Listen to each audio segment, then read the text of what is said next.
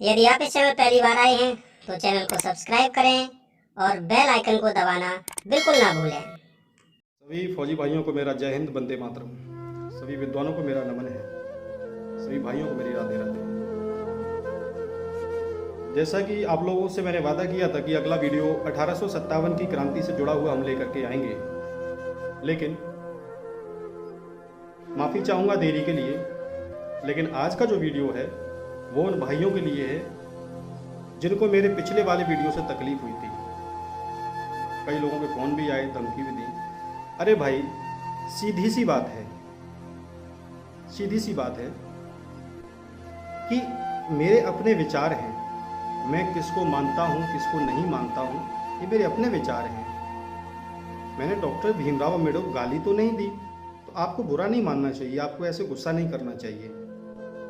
क्योंकि देखो, अंग्रेज इस देश के दुश्मन थे, उन्होंने हमें अपना गुलाम बनाया और उन अंग्रेजों ने हमारे देश के लाखों क्रांतिकारियों का खून चूस लिया, उनको मार दिया।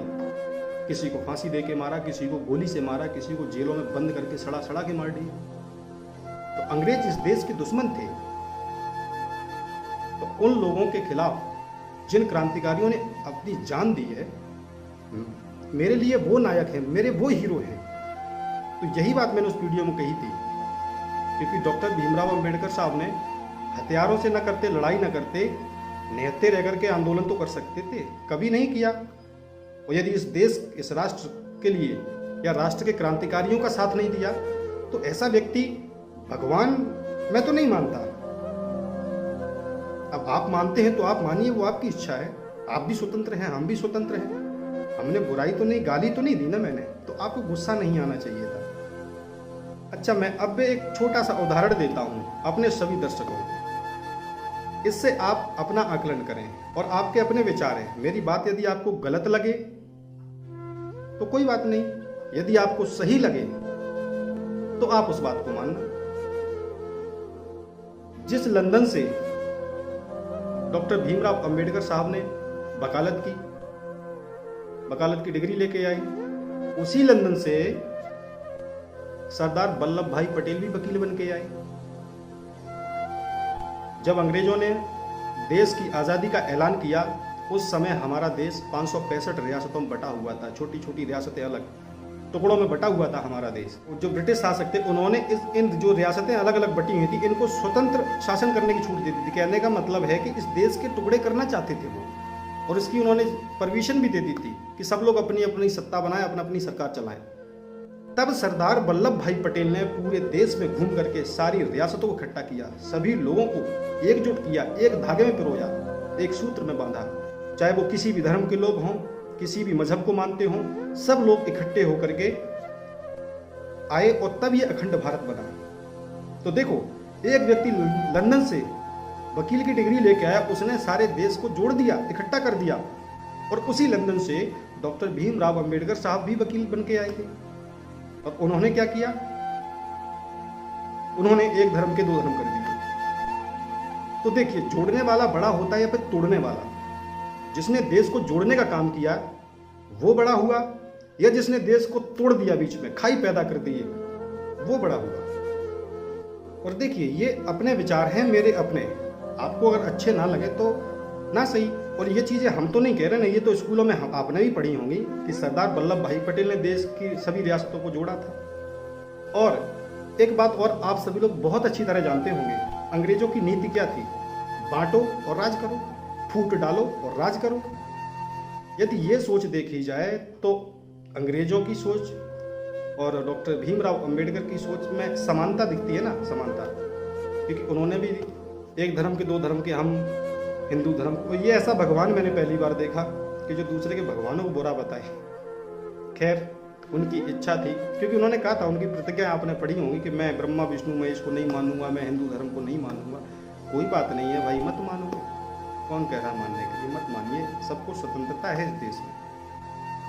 तो मेरा कहने का मतलब ये उन भाइयों से कि आपको गुस्सा या क्रोध करने की ज़रूरत नहीं है। मेरी बातें यदि गलत लग रही हों आपको तो मत मानिए, ये मेरे विचार हैं जो मैं अपने दर्शकों के सामने रखता हूँ।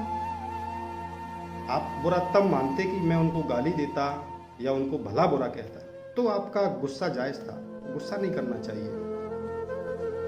और एक श्रीमान ने एक वीडियो बनाया मेरे खिलाफ, कह रहे कि तुम्हें पढ़ने की ज़रूरत जानते नहीं, अमेरिका के व्हाइट हाउस में भी डॉक्टर अंबेडकर की मूर्ति वो फोटो लगी हुई है।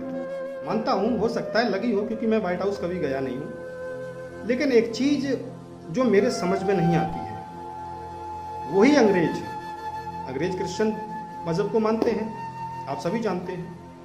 वही अंग्रेज नेताजी सुभाष चंद्र बोस को वॉर क्रिमिनल कह सकते हैं, वही अंग्रेज भगत सिंह को आतंकवादी कहते थे, वही अंग्रेज चंद्रशेखर आज़ाद को आतंकवादी कहते, वही अंग्रेज इस देश के महान क्रांतिकारियों को आतंकवादी कहते थे। तो वो अंग्रेज, लेकिन डॉक्टर अंबेडकर को कभी आतंकवादी नहीं कहा, उनकी हमेशा तारीफ की, ऐसी बात नहीं है।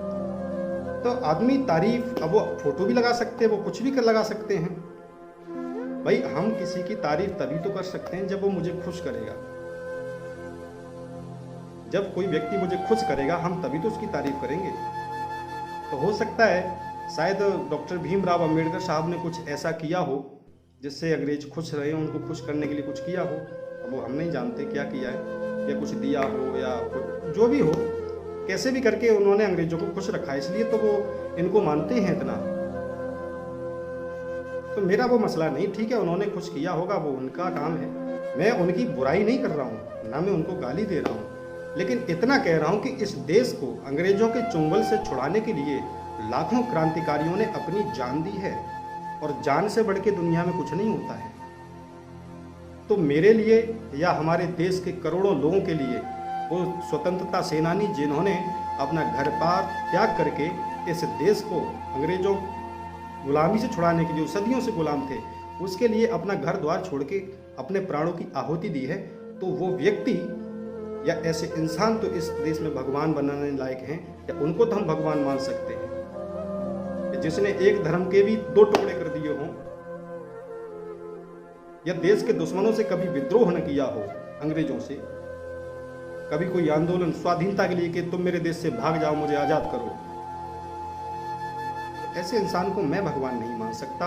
यदि आप मानना चाहें तो आप माने, आपकी विचारधारा है, आपके विचार स्वतंत्र हैं, आप भी और मैं भी। मेरी ये बातें, इनमें आप आकलन करें तो आपको समझ में आ जाएगा कि इस देश के लिए किसने क्या किया है।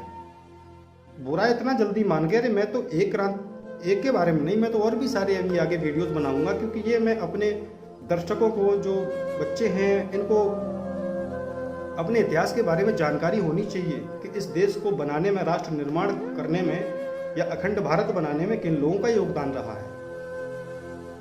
जिन लोगों ने भारत को तोड़ा है, तोड़ने की कोशिश की है, तो वो भी तो लोगों को पता होना चाहिए कि किसने बांटने की कोशिश की और किसने एक करने की कोशिश की। तो ये मेरे अपने विचार हैं, मैंने अपने अध्ययन से जो आकलन किया है वो रख रहा हूँ मैं आपके सामने। यदि आपको अच्छे ना लगे तो मत माने मेरी बात को, कोई ज़बरदस्ती नहीं है आपके साथ में, इसमें किसी को गुस्सा नहीं आना चाहिए।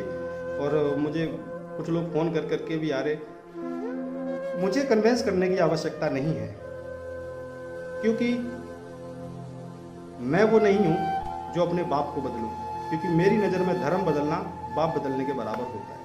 क्योंकि जो व्यक्ति जिस संस्कृति में पैदा हुआ, आज हम भारत में रहते हैं, हम श्री कृष्ण को मानते हैं, और कल को हम किसी और मजहब के भगवान को मानने लगें, ऐसा व्यक्ति मौका पड़ने पर बाप भी बदल सकता है, उसका कोई ठिकाना नहीं है। इसलिए हम भारतीय हैं। और हाँ, उन भाइयों के लिए जो यादव हैं और शूद्र की रट लगाते कि हम शूद्र हैं, तो माफ़ी चाहूँगा, तुम शूद्र हो, तुम ही बने रहो। हम पहले इतिहास पढ़ो,